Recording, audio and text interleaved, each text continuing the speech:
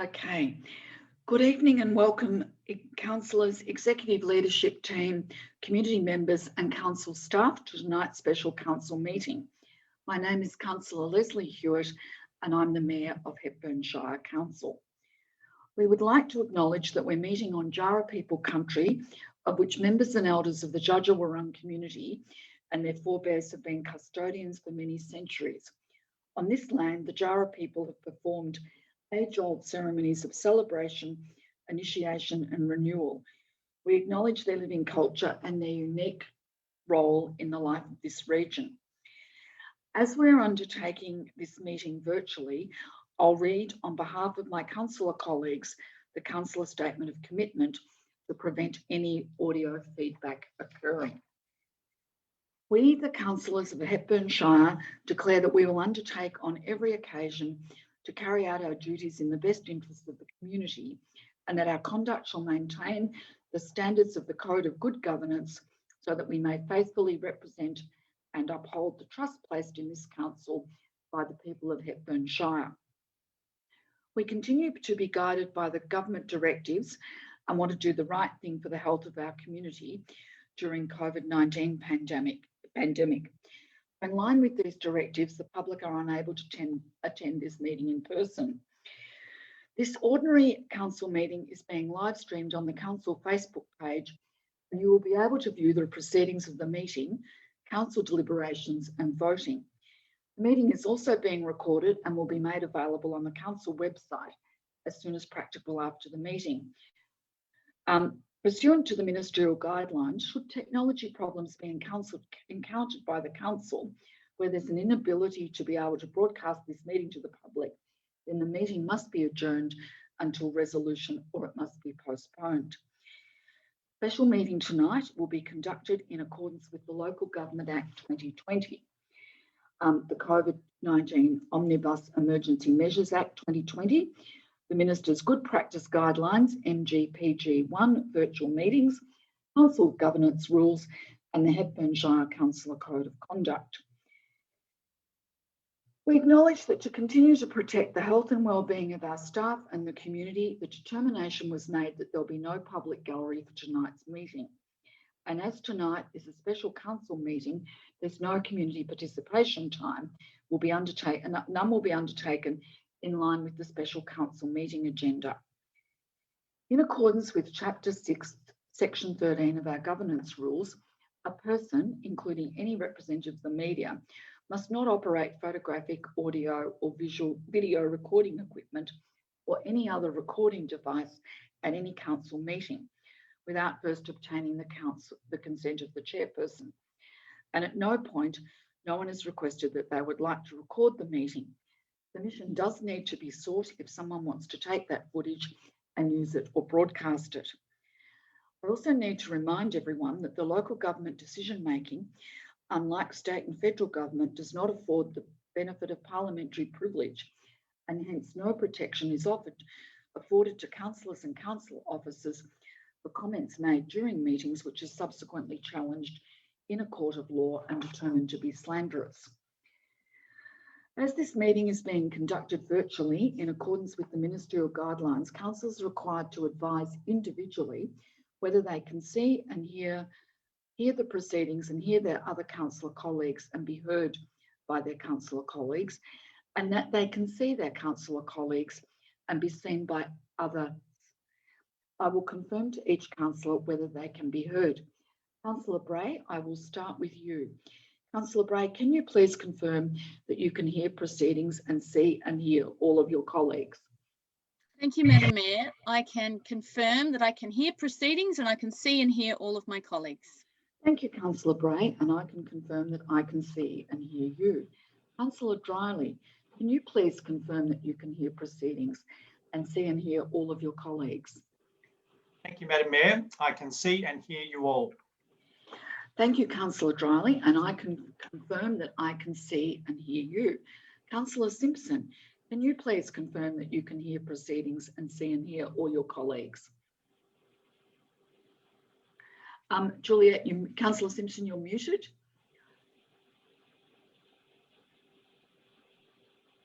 Sorry. You're still muted.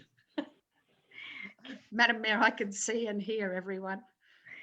Thank you, Councillor Simpson, and I can confirm that I can see and hear you. Councillor Hood, can you please confirm that you can hear proceedings and see and hear all of your colleagues? Yes, Madam Mayor, I can see and hear all my colleagues. Thank you. Thank you, Councillor Hood. I can confirm that I can see and hear you. Councillor Henderson, can you please confirm that you can hear proceedings and see and hear all of your colleagues?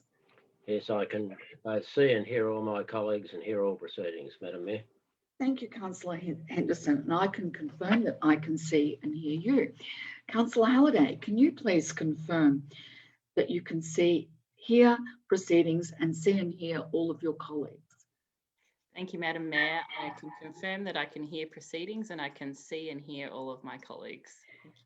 Thank you, Councillor Halliday. I confirm that I can see and hear all of my councillor colleagues. Are there any apologies for this evening's meeting? I don't think that there are. I would now like to introduce council officers who are present in this council meeting. Mr. Bradley Thomas, our Interim Chief Executive Officer. Mr. Andrew Burgess, the Acting Director of Corporate and Community Services.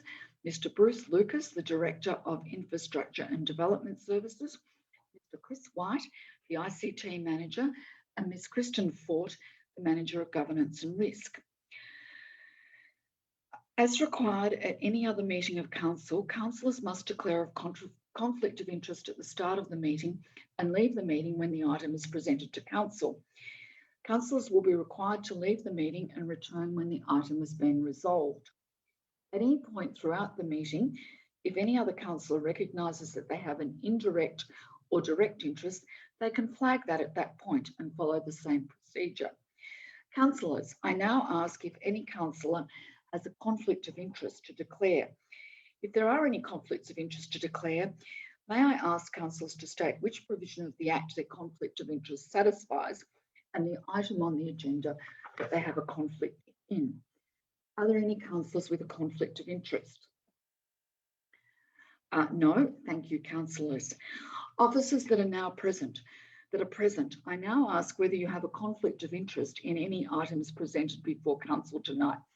Mr. Bradley Thomas, do you have a conflict of interest to declare at tonight's special council meeting? No, Madam Mayor, no conflicts of interest tonight's meeting. Thank you. Mr. Bruce Lucas, do you have any conflicts of interest to declare at tonight's special council meeting? Good evening, Madam Mayor and councillors. No, I do not have any conflicts to declare tonight's proceedings. Thanks, Mr. Lucas. Mr. Andrew Burgess, do you have any conflicts of interest to declare at tonight's meeting? Hello, Madam Mayor. I confirm that I do not have any conflicts of interest at tonight's meeting. Thank you, Mr. Burgess. Mr. Chris White, do you have any conflict of interest to declare at tonight's special council meeting? Through you, Madam Mayor, I have no conflicts of interest to declare at tonight's special council meeting.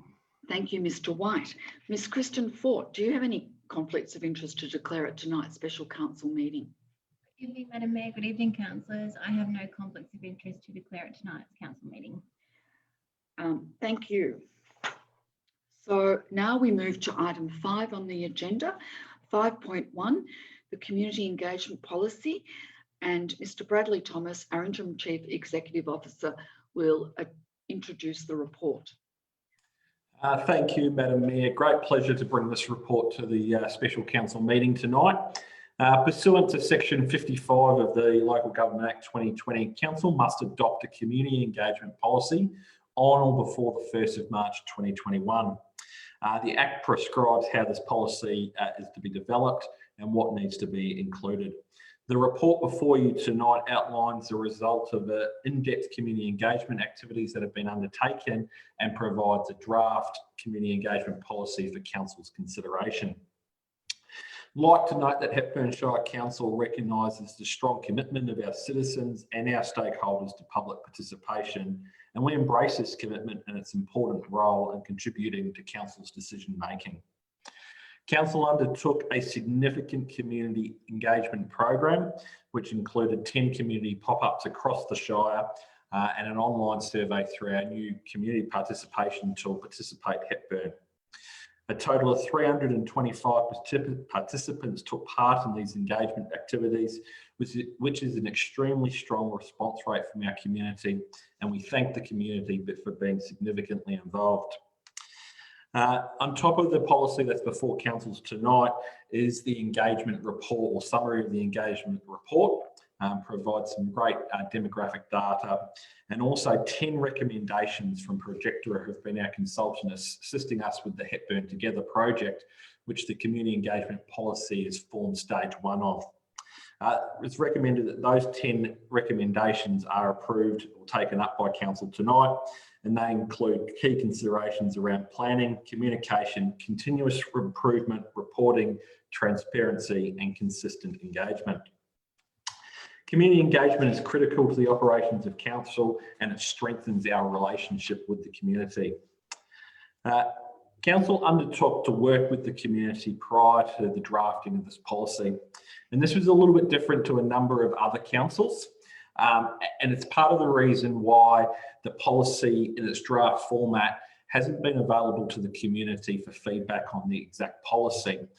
Council took a designated approach to open up almost a blank canvas to our community, and we wanted to hear from our community before officers and councillors considered the drafting of the document. As I said, we undertake a really detailed community engagement process, and I would say the number of submissions is the highest of any local government in Victoria. Council, as I said, have worked really closely with the community, and our engagement focused on hearing about 4 key areas: understanding council's current engagement practices, what we've done well and what areas for improvement, how council could improve community engagement practices, determining what deliberative engagement activities would best suit our local community, a new requirement of the Local Government Act, and what ultimately should be included in the policy. As I stated, there was both a mixture of online and in-person engagement. And those 10 recommendations I spoke about before include that participation targets for individual projects will be considered, includes a milestone review for community engagement projects to be undertaken. The council will regularly publish project timelines on the Participation Hepburn website, consider increasing the level of engagement around public infrastructure and services projects. Council will consider and start up a bi-weekly email newsletter, provide status updates at regular intervals of our community engagements, and continue or start using email as our primary method of communication. For large engagement activities, council will now do a milestone and project reviews as part of regular reporting to council's ordinary meetings, publish summary engagements reports on their website when completed, and consider the reintroduction of regular listening posts for each ward, particularly as the COVID restrictions ease. This hasn't been a cheap exercise by any stretch of the imagination, and it shows council's commitment to listening to the community as part of this engagement process. All up, this policy is estimated to have cost $61,000 in that development when you take into account officer and councillor time. But ultimately, we believe we've put together a policy that really has listened to the community and had been drafted with the community feedback front in mind. As I stated, this is the start of the Hepburn Together project, stage 1, bringing the council's community engagement policy to council tonight, and we move into stage 2 almost immediately with the development of council's vision and council plan, long-term financial plan and asset plan over the coming months.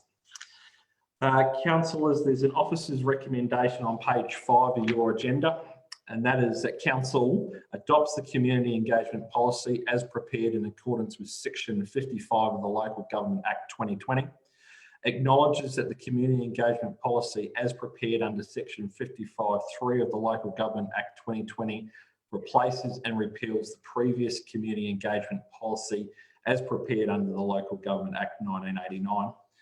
Thanks community members who participated in and provided feedback to this community engagement process, accepts and implements the 10 recommendations identified within the attached Hepburn Together engagement summary report.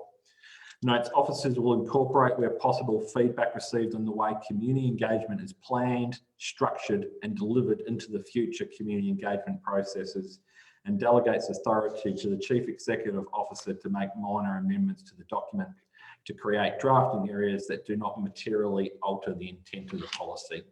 Councillors. Thank you, Mr. Thomas. Are there any questions of Mr. Thomas before I search for a motion? Councillor Bray?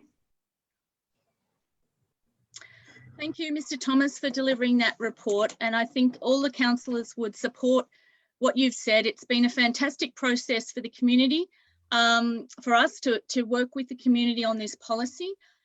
We've all worked very hard. I think there's been a huge effort, and I think it is noted. Yes, I just wanted to say that it was really noted that we have put in a lot of effort, as you've pointed out. That was just to frame my question. Sorry, Councillor Hewitt. However, some members of the community have expressed some concern due to the tight timeline and that they've not been given that chance to give feedback on the actual policy before it's coming to council to be adopted. My question is, will there be an opportunity for the community to give feedback on how the policy is working and for any amendments or changes to be made as part of ongoing improvement before the 4-year review date is up? Thank you, Councillor Bray. Mr. Thomas? Thanks, Councillor. Yes, definitely there will be. As I stated, unfortunately, part of the legislation did require to be in place by the 1st of March, otherwise we wouldn't be compliant with the local government, and that's why there wasn't the time frame and we front-ended the community engagement. But certainly we have put a 4-year review process on the engagement policy. That's consistent with all of our council policies so that they get reviewed at least once per council term.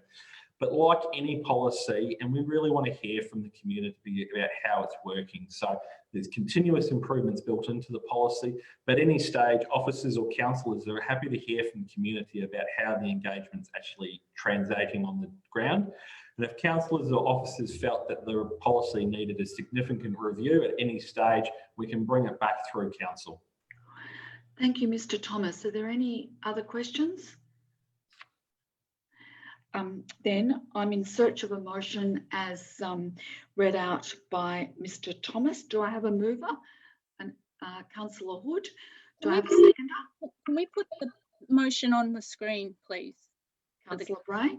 Can we have the motion up on the screen, please? Ms. Ford, is that possible? Thank you. There we go. The motion's up on the screen. So Councillor Hood's moved the motion. Councillor Bray seconded. Councillor Hood, can you would you like to speak to the motion? Yes, thank you, Madam Mayor. I wish to speak in support of adopting this important new policy. While it's true to say this policy has been created in response to a legal requirement, it's equally true to say it's been created out of this new council's desire to genuinely consult with the community. This policy has literally been prepared from the ground up. It is built on the feedback we received directly from the community. It also reflects this new council's firm commitment to proper consultation. I acknowledge that factors outside our control have forced us to create this policy in a period of time shorter than we ideally would have liked. This council was formed on the 19th of November 2020, which means we have had to compact our engagement work across the Christmas New Year period and under various COVID-19 restrictions. Nevertheless, I am of the view the policy is sound and practical, and it reflects the community's needs for consultation. Like any policy, its workings will be subjected to ongoing monitoring and a commitment to continuous improvement. The policy's use of a decision-making matrix takes into account the relevant factors for any project or initiative, and it represents a fair, consistent and transparent approach to deciding how council engages with the community. Finally, the policy should be read in conjunction with the 10 recommendations accompanying it, 5 of which enhance the transparency with which council engages with the community. Thank you, Madam Mayor. Thank you, Councillor Hood. Councillor Bray, I had you as the seconder of the motion. Do you wish to? I feel I've already spoken to the motion. Thank you, Madam Mayor. Thank you, Councillor Bray. Is there any other councillor who wants to speak to the motion? Is there any councillor who wants to speak? Can you not see my hand? No, Sorry. I can't see. Sorry, Sorry, Madam Mayor. It's because of the screen sharing, Councillor Halliday. Thank you. Councillor Halliday? Thank you, Madam Mayor. I would like to speak in support of the motion, and I just briefly wanted to let the community know that everyone has worked really hard behind the scenes, and we have had the same concerns about timeframe as you.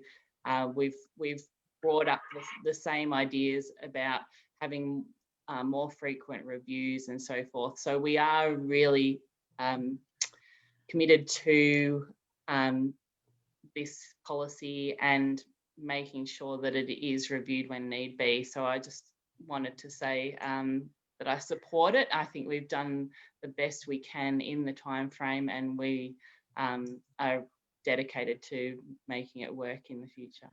Thank you, Councillor Halliday. Is there any other councillor? Councillor Dryly? Thank you, Madam Mayor. I'd like to support the motion too. The community spoke very loudly at the last council election around participation in community engagement processes. And I'm actually very pleased that this has come up quite early in our candidates in our term to be able to put this new policy together. It has been a short and quite intense process, but I feel quite confident we've put together a comprehensive document that's we're going to be able to take forward with some confidence for the community that we now have a policy framework that we can roll out, and for them to be heard within that framework with the tools that we now can put forward to make this happen. And I look forward to being involved in that. Thank you, Councillor Dryly. Is any other councillor want to speak in favour of the motion? Does any councillor want to speak against the motion? In which case, I put the motion to the vote. All those in favour of the motion, please raise your hand and keep it raised till I read your name out. So those in favour are Councillor Dryly, Councillor Bray, Councillor Halliday, Councillor Henderson, Councillor Simpson and Councillor Hood, and myself, Councillor Hewitt. So I declare the motion carried unanimously. Thank you, councillors. We now move to item 5.2, the Councillor Code of Conduct, and I would like to ask Ms. Kristen Fort, the Manager of Governance and Risk, to introduce the report. Ms. Fort. Thank you, and through you, Madam Mayor. Councillors, you will be aware that the Local Government Act 2020 received royal assent on the 24th of March 2020 and came into law at that very time. Amongst many other requirements that were bestowed upon councils either to develop, implement and execute, the Councillor Code of Conduct is required to be developed by all local government agencies and adopted on or before the 24th of February 2021. Section 139, subsection 4 of the Act states that the Councillor Code of Conduct must be reviewed and adopted within a 4-month period after a general election. So to remind everybody, the election was held on the 24th of October 2020. The code must be adopted by a formal resolution of council passed by 2/3 of the total number of councillors elected to council. And this is really specifically stated in the legislation, hence why it's come to council tonight. It's critical to note that all councils must have a Councillor Code of Conduct in place. We know that good governance is fundamental to the achievement of council's objectives, and the purpose of a Councillor Code of Conduct sets out the expected standards of behaviour that will guide councillors and council collectively in working together cohesively for the best interest of the peace and the order and the good governance of the Hepburn Shire community. It's also important to note that the Councillor Code of Conduct is separate to the Staff Code of Conduct to reflect the distinct differences in the roles, the duties and the obligations of both the administrative and the political arm of council. Like all codes, the code is there to guide, support, assist, and provide greater clarity for the behaviours expected to be displayed by a councillor and councillors, and incorporates many of the legislative obligations that are set out in the Local Government Act 2020, as well as various other pieces of legislation and regulations, such as the Local Government Governance and Integrity Regulations 2020, the Child Wellbeing and Safety Act 2005, Equal Opportunity Act 2010, the Public Interest Disclosure Act 2012, and the Victorian Charter of Human Rights and Responsibilities Act 2006. And that's just to name a few of some of those legislative documents. A councillor code of conduct is not designed to be an outward-facing community document. It is an internal code that councillors should look to as their go-to guide with respect to understanding their roles and responsibilities. And it provides a really clear pathway for internal dispute resolution processes, as well as external arbitration processes should that process need to be enacted. It aims to support the fostering of good working relationships between councillors, to enable councillors to work constructively together in the best interest of the Shire, to lift those standards of behaviour of councillors during council meetings and council briefings and interactions that councillors have, and establish benchmarks for councillor conduct designed to build public confidence in the integrity of local government, which we all know is really important. The current councillor code of conduct that is in effect was adopted in its first iteration in 2017, and it was subsequently signed by all councillors at their swearing ceremony on the 19th of November last year. The code has been operative during the councillor's term to date and has provided the framework for the expected behaviours of conduct. Councillors have been obliged to comply with the existing code of conduct until this code before council tonight for consideration has been adopted. The Local Government Act 2020 states out the matters which must be included in the code, and these matters relate to 4 new mandatory standards of conduct, otherwise known as the conduct standards. It also prescribes for a new internal arbitration process for determining complaints alleging misconduct under the Councillor Code of Conduct. And the conduct standards outline mandatory requirements for councillors that address the following main areas, and these are stipulated within the code. Standard 1, which relates to the treatment of others. Standard 2, which relates to the performing of a role of a councillor. Standard 3, relating to compliance with good governance measures. Standard 4, relating to councillors must not discredit or mislead council or the public. And Standard 5, that council do not limit, that these standards do not limit the robust political debate. The conduct standards intend to provide greater clarity for the behaviour to be displayed by a councillor and a consistent framework for handling allegations and complaints under the code. Over many, many years, aside from the local government legislative reform, the sector has learned through oversight agency reports, publications, investigations into local government agencies, which has really fed into the learnings for councils to incorporate into either their policy positions, internal functions, and codes of conduct and expectations of one another. The Councillor Code of Conduct contains many more categories of misconduct that are not explicitly required to be incorporated under the Local Government Act 2020. However, the insertions into the code have regard to recommendations that have been made by a variety of oversight agencies, and by way of example, explicitly the recommendations made by the Victorian Auditor General's Office in its recent report of its audit of sexual harassment in local government, which obviously Council has taken very seriously. It details Council's obligations as well regarding child safety, gender equity, diversity and inclusiveness. You will note, councillors, at part 6.12.2, there is a section that expressly addresses harassment and sexual harassment, which I believe takes into account those recommendations from the Victorian Auditor General's Office.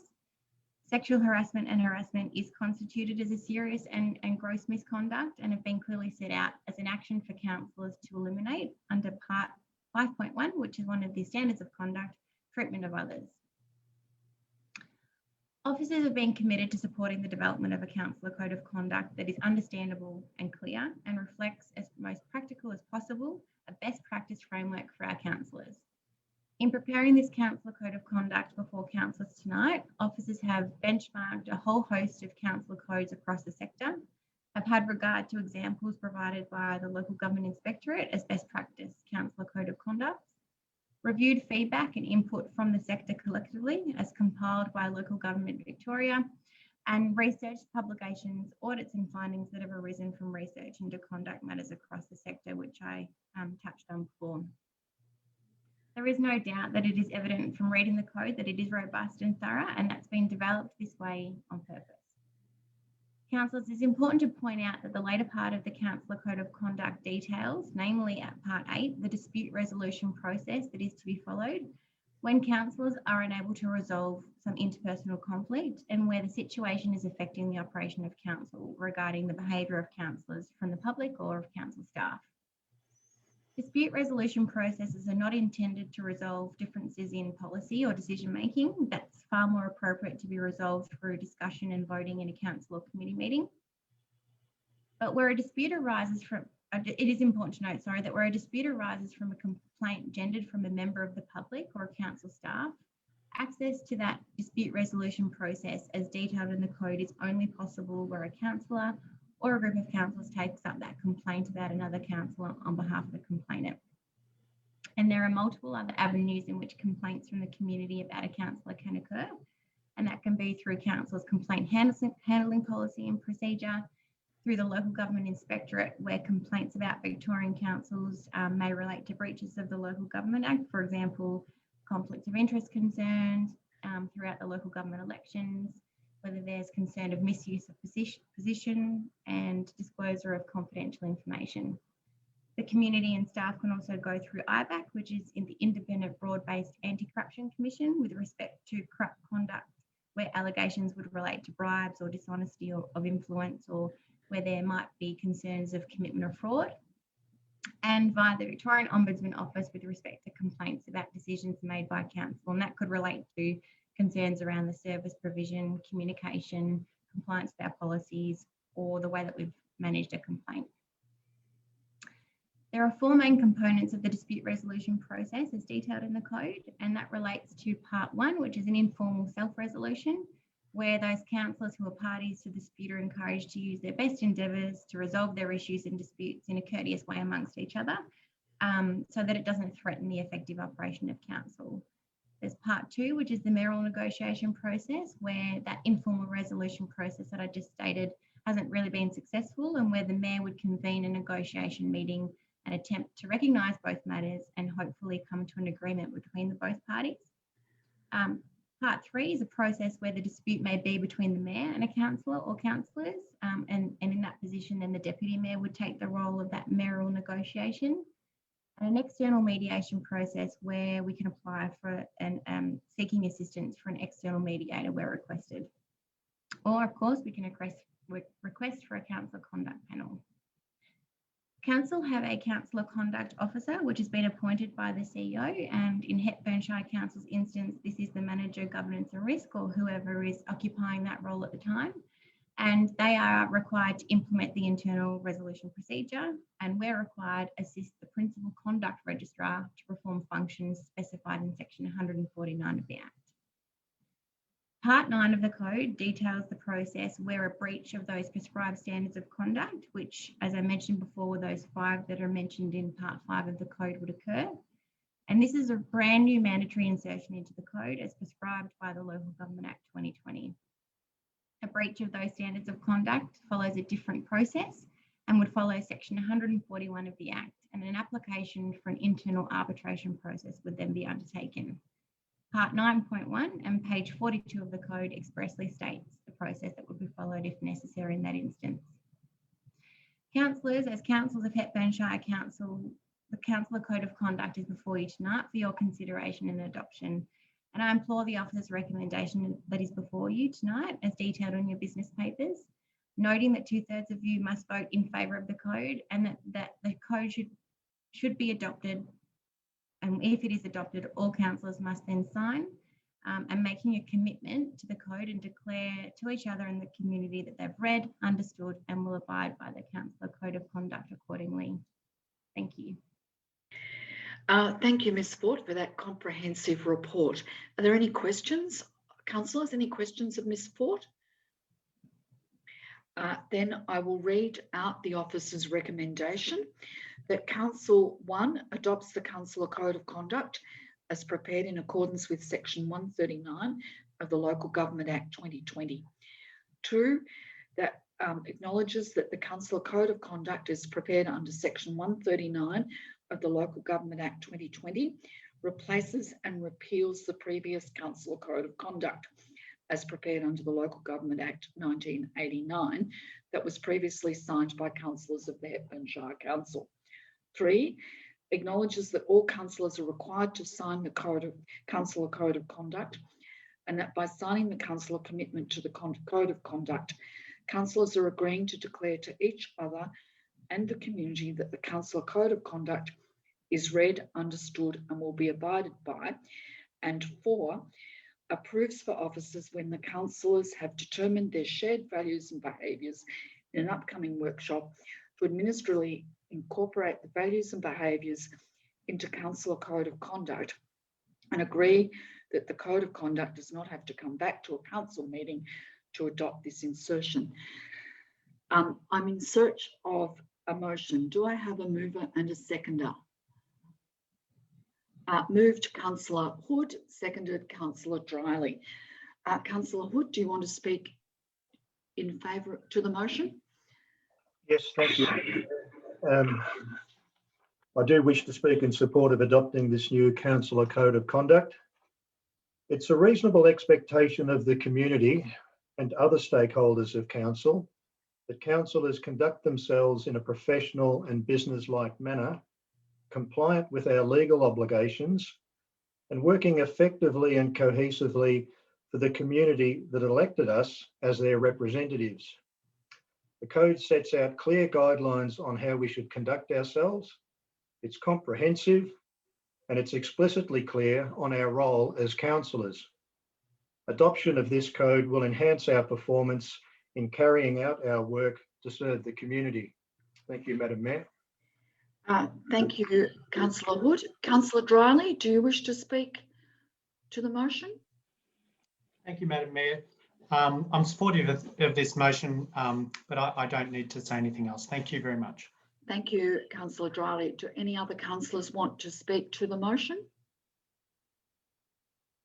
Do any councillors want to speak against the motion? No? Then I'll put the motion to the vote. All those in favour of the motion, please raise your hand. And if you keep it raised until I call your name out, those voting in favour, Councillor Dryly, Councillor Bray, Councillor Halliday, Councillor Simpson, Councillor Hood, and myself, Councillor Henderson. Councillor, I think we may have. and we may have a. In which case, you may want to be taken. I need to. I think Councillor Henderson's computer has frozen, so in which case I need to adjourn the meeting. Ms. Ford. Councillor Hewitt, you may suspend standing orders or adjourn the meeting. We may. Right, I'll suspend standing orders until we can get Councillor Henderson back online. Through you, Madam Mayor, are you able to seek a mover and a seconder for a Can I have a? Thank you. Can I have a mover and a seconder to suspend? Moved Councillor Bray, seconded Councillor Halliday. All those in favour? Then we'll suspend standing orders until such time as Councillor Henderson's can rejoin the meeting. Thank you.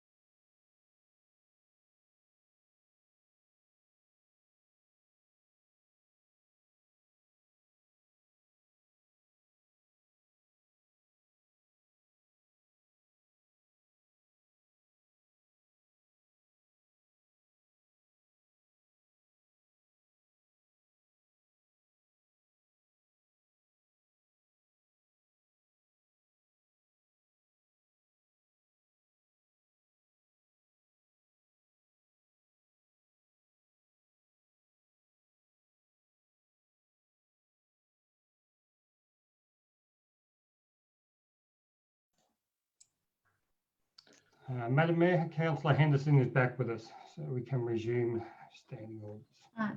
Through you, Madam Mayor, just to remind you, you will need a resumption motion. So Yes, I've got it here. So, can I a motion that the special council meeting be resumed? Can I have a mover? Councillor Simpson, and a seconder, Councillor Dryly. All those in favour? Carried. So we'll resume standing orders. We had a vote for the officer's recommendation.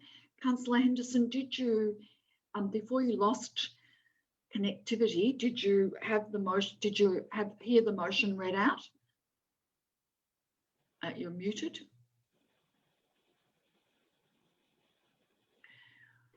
I saw the motion on the board from the previous one. I didn't exactly see that one. All right. So, yeah. No, it's all right. I'll Ms. Sport has put it up again, and I'll read it out again. That Council 1 adopts the Council Code of Conduct as prepared in accordance with Section 139 of the Local Government Act 2020. 2, acknowledges that the Council Code of Conduct is prepared under Section 139 of the Local Government Act 2020, replaces and repeals the previous Council Code of Conduct as prepared under the Local Government Act 1989 that was previously signed by councillors of the Hepburn Shire Council. 3, acknowledges that all councillors are required to sign the Council Code of Conduct, and that by signing the councillor commitment to the Code of Conduct, councillors are agreeing to declare to each other and the community that the Council Code of Conduct is read, understood, and will be abided by. And 4, approves for officers when the councils have determined their shared values and behaviours in an upcoming workshop to administratively incorporate the values and behaviours into Council Code of Conduct, and agree that the Code of Conduct does not have to come back to a council meeting to adopt this insertion. Councillor Hood moved the motion and Councillor Dryly seconded the motion. Councillor Hood spoke to the motion, and Councillor Dryly acknowledged that he supported the motion, didn't want to speak to it. Councillor Henderson, would you like Councillor Hood to speak again, or are you? Oh, no, Fine. I'm quite well across it. I've read it and I know what it's all about and I understand it. Thank you, Councillor Henderson. So I'll put the motion to the vote. All those in favour of the motion, please raise your hand. Keep it up until I call your name. Councillor Dryly, Councillor Hood, Councillor Simpson, Councillor Bray, Councillor Halliday, Councillor Henderson, and myself, Councillor Hewitt. So the motion is carried unanimously. And on behalf of the councillors, I'd just like to thank Ms. Fort for her comprehensive work on this very important Council Code of Conduct, which will inform how all of us go forward for the rest of our councillor time. Thank you, Ms. Fort. That is all the business of this special council meeting. So I declare that the meeting is closed at 6:45. Thank you, councillors, for your attendance. And Mr. White will now stop live streaming. Thank you. Thank you, Madam Mayor.